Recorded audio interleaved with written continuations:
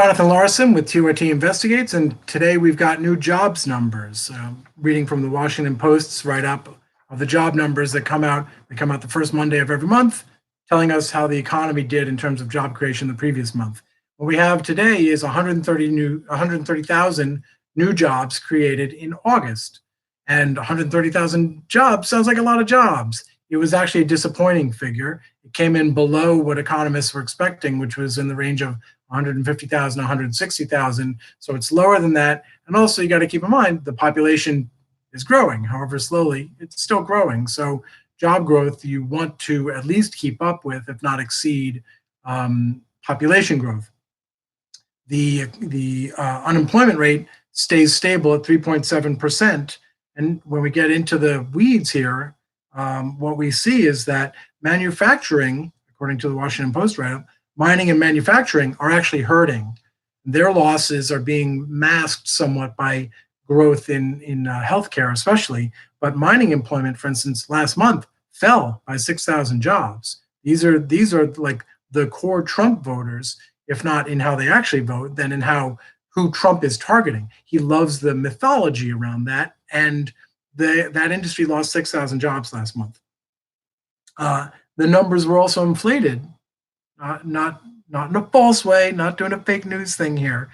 They were boosted, maybe that's a better word, by 25,000 because the government is currently hiring people to work the census, the 2020 census, and that's a typical thing. You see these sort of seasonal things around the holiday shopping season as well, and census figures come in as well. Just to give some perspective on this year, job growth has averaged only about 143,000 a month. So this is pretty much right about average for the year. But here's what really matters here.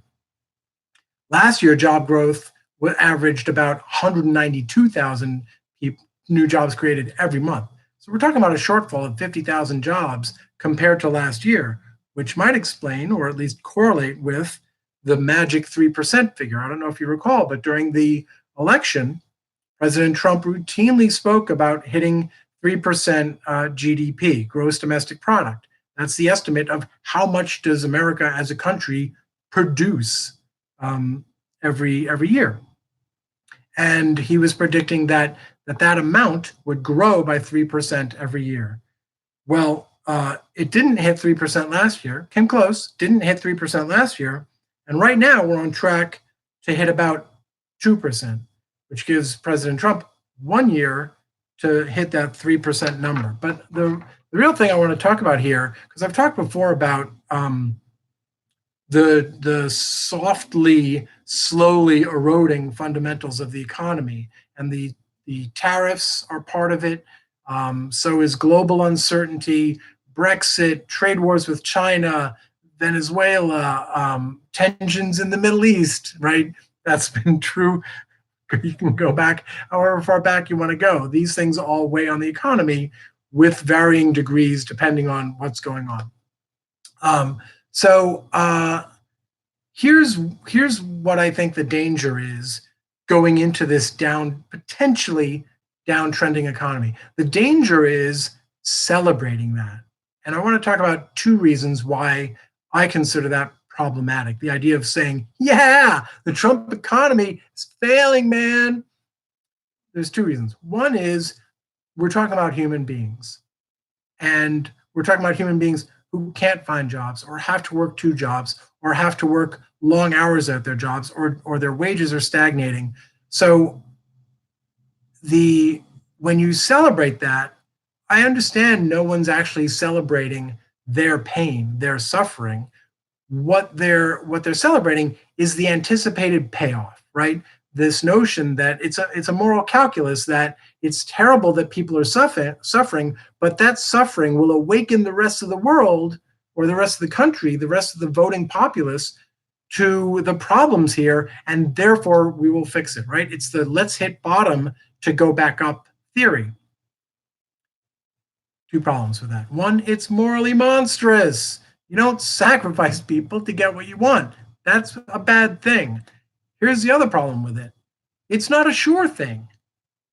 We don't know what's going to happen just because the economy goes down. If you consider Trump a dictator, right, and you think he's a liar, right?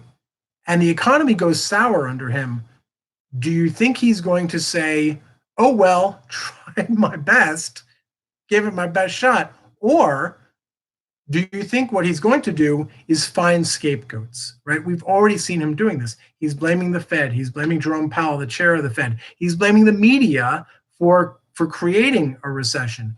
It's not unprecedented in human history for people in charge to blame bad economies on someone else and use that blame to seize more powers for themselves. If the economy goes bad, there's no guarantee that the entire nation wakes up and goes, oh, maybe he's not a genius. Maybe a businessman should be running a business and not a country. That may be your ideal scenario. That's not how reality works. The way reality works is the people who buy into that leader may just buy into his theory about what has happened. And if they do that, then you don't necessarily get that positive outcome. You get scapegoats. You get potentially seizing power. I'm not talking about invalidating the election or anything like that. I'm just talking about taking steps that make it look like he's doing something, right? He can blame China, and he can blame the Fed. He can blame Wall Street if he wants to. He can blame anyone he wants, turn anger there, and if he gets enough people to believe him, maybe he actually wins. And here's the alternate theory. The economy gets better and better. Let's say the economy does that, okay? What happens then is people stop caring about the economy. It becomes less of an issue when they vote. And in theory, when that's less of an issue, they focus more on other things, like, for instance, the character of the president, the tenor of his communications with the country, race relations, misogyny, women's rights, reproductive rights. In theory, if his economy does well, that takes it off the table, and there are other things to focus on. My point being that not that that's what's going to happen, but we don't know. So because we don't know, let's not celebrate the pain of people who are jobless or working really hard, harder than they should have to make ends meet, just because we think we know what's going to happen as a result of it. And I feel terrible about this, but I don't seem to be able to see any of your chat in the chat box. So I'm not sure we can do live chat here today. I don't know why that is. Let's try a couple things here. Oh, here you are. I found you. Okay, let's start from the top. I want to reward the early birds. Milo Wadlin says, we can chat. Yes, that is true. Matt Mangan says, greetings. Greetings, Matt. Sue Banks, hi there, hi there. I'm so excited you guys are here and I could find you. Christopher Wilson says, good night. I hope I'm doing the accent right. Channel 323 says, good morning, everyone. Boston, Mass here. I miss you, Boston. Christopher Wilson. Everyone's saying hello. I love this. I should shut up and not be in the chat more often. Milo Wadlin, I feel like I'm interrupting now, you guys. Milo Wadlin says, at least a no-deal Brexit may be averted, which could bring on a recession. Well, again, like I'm saying, that's a bad thing. Recessions are bad things. We can't assume that the suffering of people right now is going to lead to some long-term gain as a result. DLJ says, speaking for Southeast Asia, as I do, I'm sure you do, I just like to say thank you, U.S., for all the tech jobs. Ho, ho, ho. Channel 323 says, what about the farmers? They are pissed at him, and rightly so, with the trade war with China going on. Sure, they're pissed at him, but some are. We don't know how much that matters. And it doesn't matter if they're pissed at Trump if they end up disliking Trump's opponent more, right? It's all relative calculus. So just because they're pissed at Trump now, that doesn't mean you can lock that vote down any way you think based on what they're saying currently. They may decide that something else matters more. Maybe they get out of farming and find a new job before next November comes around. So there are no guarantees about outcomes. So I think it's important for us to stay focused on first order realities. jobs aren't being created as fast as they used to be. And that's not just a symptom, but that also affects um, economic realities going forward. You create a perception, and because Wall Street is untethered from fundamentals, at least the way it used to be, the perception of a sinking economy could create a sinking economy. And even if 3.7, did I say? Yeah, 3.7% unemployment rate is pretty good. It's quite good. That doesn't mean that the failure to grow won't push us over a bad cliff down the road, and a lot of people could go down with that. Let's see, what else do you folks have to say? Christopher Wilson says, learn econ makes people realize where the waste is, i.e. Trump and his cohort. Not sure I'm understanding you, but that's okay. Oh, yeah. Christopher Wilson says, check RV sales as an indicator of economic situation in the U.S. Says it all. I actually did see those numbers pretty recently, and there are other troubling numbers out there as well. I think agricultural bankruptcies are up. There's a lot of unrest when you look at a fair number of specific sectors. And the other thing that's become untethered is our overall economic indicators no longer indicate what they used to. They used to indicate the general prosperity and prospects of the middle class. Now what they tend to reflect is the wealth and prosperity of the investor class, of Wall Street, of owners, of shareholders, not necessarily the middle class, because the fate of companies has become severed, at least to some extent, from the fate of the people who work for them. So I don't know what my point is, but damn, it was good. Milo Wadlin says economy can get better, but for those who don't share in the benefits, it doesn't come off the table. Yeah, that's certainly true. That's certainly true. Caleda says we should indeed not celebrate other people's misfortune. And I think obviously that's my thesis here, but I didn't mean to suggest that anyone's celebrating people's misfortune. I understand that people are celebrating the sort of abstract conceptual notion of a Trump loss, right? But you can't separate what the number represents for him from what the number represents for people who are looking for work or who are struggling to make ends meet. That's the issue, I think. Mr. Dawn says, isn't it funny how good of the many arguments always seem to be made by those who put themselves firmly among the many? Well, that's another excellent point, right? Is that when we say someone's got to make sacrifices for the greater good, we seldom mean, and that'll be me, which isn't to say that people can't be called on to make those sacrifices. And in some ways, to Trump's credit, he's kind of suggested that himself, that the U.S. dynamic with China is so important to fix that Americans are going to have to take a hit now. And that's in theory a very e pluribus unum leadership style approach to make. We have to make some sacrifices, but we're going to get through this. That's essentially a good, positive model for leadership. The danger is when it's not true, when it's not going to benefit everyone, which I think is certainly up for question in this case, but also whether or not it actually, I don't remember what my also was, so I'm going to stop talking. I'm not going to make up something to pretend. Milo Wadlin says, so we give Trump a lot of good advice since he's such a good listener.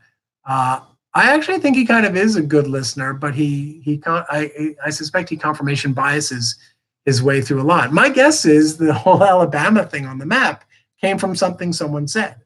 I'm guessing that he did not make it up whole cloth, but someone may have said something like, hell, in theory, we could be looking at a strike on Alabama. And then he was like, oh, wow, put that in his head as the farthest it might go and didn't pay much attention to the probabilities or the fact that storms very often veer off to the north at Florida. Channel 323 says, does the quality of jobs help with the number for the economy to grow? Well, that's the thing. The quality of jobs isn't reflected in these numbers. You have to dig beyond the top line numbers to see what kind of jobs we're talking about. And I tend to think that mining and manufacturing are not necessarily great jobs, right?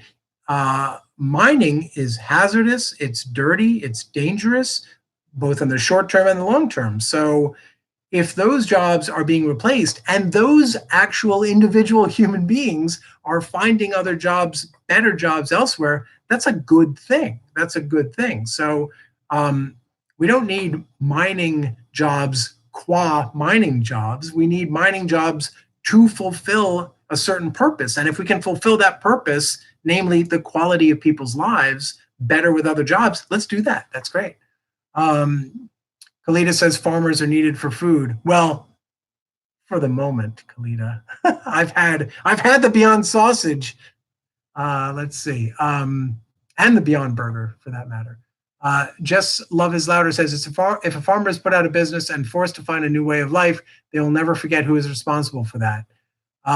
Yeah, maybe, but then again, the person responsible for that might tell them it was worth it. It was a sacrifice we all needed to make. And by the way, Bernie Sanders or Kamala Harris or Pete Buttigieg, they're socialists, and that's satanic. So you might not like what I did, but it's me or Satan. So sorry. Let's see.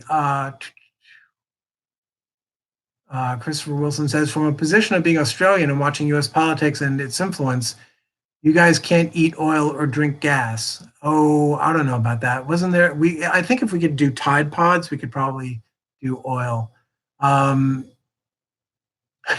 says, how many new jobs are there in the cleanup after hurricanes industry? Well, I realize you're being facetious to some extent, but there's an interesting dynamic there too, which is a lot of that's being privatized. So maybe there are, maybe there aren't, but also some of those jobs tend to be gig jobs, because it's one thing to be in a national agency where you can move from disaster to disaster, but if you're a local company, you're only going to have need of employees when there's a disaster. And so those are more likely to be part-time workers, at-will workers, that kind of thing, gig economy workers. Let's see what else. Just Love is Insider says, highly doubt Trump is a good listener. To quote Rex Tillerson, he's an effing moron. I don't want maybe he does listen to Be the Hill That I Die On by any stretch of the imagination. I guess I just mean that I think it's worth considering the possibility that he's just extraordinarily bad at figuring out how to differentiate the pieces of information with which he's presented. And so, like a kid who only read one chapter of a book for a book report and then tries to fudge the book report the next day, you make something bigger out of the facts that you can remember in order to make it seem like you had some general mastery of the subject. Okay, let's see. Caleda says, it's horrible jobs. I visited a closed mine a few weeks ago. What horrendous conditions those people worked in. And look, there's a perverse dynamic that you find with jobs like that sometimes, which is the fact that you endured it becomes a romantic thing about yourself, and a romantic aura attaches to the horribleness of it, right? And people become attracted to that aura. It's ennobling that someone was willing to do that. And so being willing to make those sacrifices feels like you are doing something positive, right? The ability to go through something bad is an opportunity in a way to show that you're willing to do this for your family, your loved ones, your children. And if the only other jobs are not typically macho, they're not physical, they're not grueling, they're not dangerous, then what are you? There's nothing romantic about it anymore. And so I'm not entirely immune to what the appeal is of jobs like that, which in theory we all ought to be in unison saying, let's make as little of that as possible in this world. Let's see what else. Boy, you guys are on fire. but I think I'm running out of stuff to say.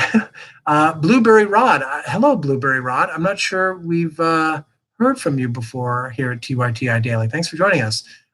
You are saying here in the chat, the right sees everything as a socialistic issue when it's plain common sense. Well, look, it's I'll even confess, I'm not 100% sure what the academic Oxford English Dictionary definition of socialism is supposed to be, but, and that's true of me in a lot of like political science jargon. I don't know what the hell a liberal is supposed to mean. I know very little of this stuff, and I don't track either the textbook definitions, or sometimes these things accrue very pointed current meanings, right? Liberal has a pretty dirty connotation now that it didn't have, I would say, 3, 4, 5 years ago. But in terms of socialism, we've been hearing this charge for literally 50 years against things that Americans almost uniformly love. So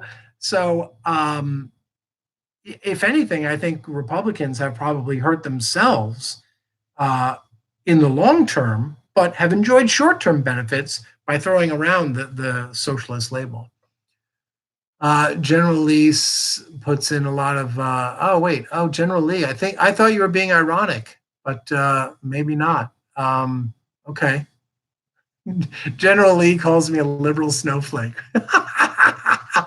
I'm not sure what that means. I don't remember my feelings getting hurt or anything during the course of this. See, this is so tempting now. Now I'm like, ooh, someone doesn't like me. Let's connect with that. That's fun. But I'd rather hear from some thoughtful analysis. Caleda says, yes, a coal miner was showing us around and he was very proud and showed contempt for workers who are fighting for a way to improve their work life, aka protesting for decent wages and benefits. This breaks my heart. Maybe because I'm a liberal snowflake, but that kind of thing breaks my heart to have a threat to your own well-being, both immediate and long-term, be the only badge you feel adequately demonstrates your devotion and commitment to your family, and to need that, to feel required to obtain that because everything else is so difficult. It's heartbreaking. So certainly the idea that 6,000 miners lost their jobs last month, that's a terrible thing, whether they're voting for Trump or Bernie Sanders or someone in between or no one at all. That's a human being with people they care about. And we should be upset about that. And we should also be upset about if they found another job, but it doesn't provide that same sort of pride and self-esteem. That's not good either. And I don't think necessarily we should come up with something to replace that. I think what we need to do is kind of rethink jobs and labor so that we're not looking towards those things as a source of pride and self-esteem. Obviously, it's great to feel good about what you do, but it shouldn't be the case that that's where we derive our self-worth. It's one thing to think, you know what, I'm really good at digging rocks out of the earth. It's another to then to think I'm a good person and a good husband or spouse or father or mother because I do that. Those feelings, I would hope, we can derive from how we execute in the actual parenting. And P.S., by the way, if we worked fewer hours, we'd maybe be able to derive more positive feelings about ourselves in relation to the people around us from how we actually interact with them, right? If the only time you interact with your family is when you come home late at night and you're exhausted and you're snapping at them or too beat or brain fried to deal with them, of course you're going to turn to your job and rely on your job as the wellspring for your positive feelings about those relationships. Maybe I am a liberal snowflake because now this is starting to get me upset here. If we stopped looking at labor as the thing to do to prove our worth and started being open to reducing the need for it, that's what robots were supposed to be invented for, so that we didn't have to work as much, and started embracing the potential that that's supposed to open up, which is our connection with other people, the loved ones around us, other people that we haven't even met and would have time to meet. Human connection, right? throughout literature and great art. Human connection is the sort of driving definitional force of humanity. And that should be, I think, where we're able to derive our self-esteem and our pride from, and not, our willingness to crucify ourselves on the cross of dangerous, hazardous labor. Okay, I feel like I just so I'm going to say thank you guys for hanging in there with me. I don't know why I went off on that tangent. Maybe it's because I'm a liberal snowflake. Apparently, I am a liberal snowflake. Someone shouted at me, oh, here we go. Generally is back. It's because of Trump's economy, there is full employment. Okay. All right. You don't have to yell it, but that's fine. We hear you. And yeah, at this point in a presidency, the president owns the economy. And that's true of Black presidents and Democratic presidents as well. And it'll be true in 1 year as well. So he does own the economy. And at the moment, that also means owning the loss of 6,000 jobs in mining just in 1 month in August. And it also means not fulfilling his commitment to reaching 3% GDP every year. So with that, I'm going to say, General Lee, anyone else out there, haters, non-haters, love you all. Love you all. I hope you'll subscribe to us here at TYT Investigate, so you can catch us live every weekday morning at 11:30. And like and follow us over on Facebook, where we've got some new reporting in the works. I've got a story I've got to edit by Ken Klippenstein right now, as it turns out. So you've got new reporting coming up from us. So go follow us and like us over on Facebook, so you can catch that when we put that up, and my reporting as well if I ever get around to it. So thanks again. Take care of each other. Take care of yourselves, and try not to watch as I fumble around here trying to figure out how to turn this thing off. Take care. Bye, guys.